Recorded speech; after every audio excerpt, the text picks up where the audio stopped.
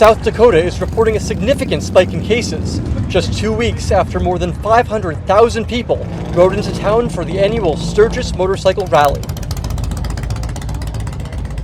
COVID cases in the state are up 493% from what they were 2 weeks ago.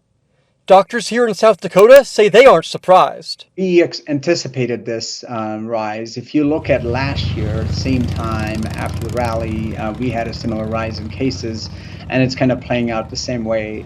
And that transmission is widespread. Across the state of South Dakota, there is a 17% positivity rate, and in Meade County, where Sturgis is located, it's at 36%, which means more than 1 in 3 people who get a test positive for coronavirus. We don't really pay attention to rules, so I guess really what we've done is shot ourselves in the foot here. The rest of the world, I guess they've done their best, but we don't really pay attention. We're the Wild West.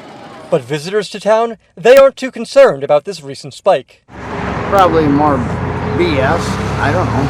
I was out here at the Sturgis rally. I spent 10 days hugging and kissing on everybody on the premises, you know, I mean, and we were close. I didn't see any cases then, and I haven't got COVID myself.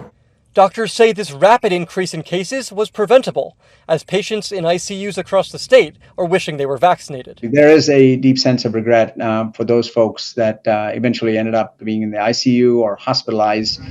Last year, more than 400,000 showed up to ride through the Black Hills, a gathering, the CDC says, connected to coronavirus cases that popped up across the Midwest.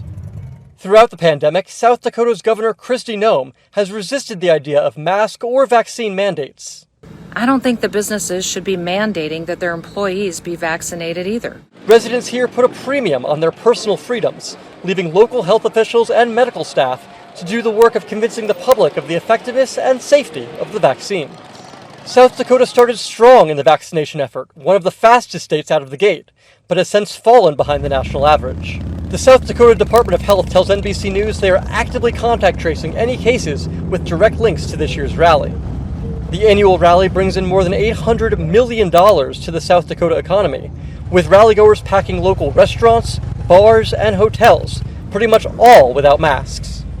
Now locals like Joe Azzillo just want to get back to revving up his engine, talking shop, and enjoying the freedom of the open road. I wasn't here, and I'm a motorcyclist, and I miss it. I haven't come for 2 years. I've been staying out of big crowds and everything else, And I know we'll get out of this. It's going to take time, but we need more people to continue to get the vaccination.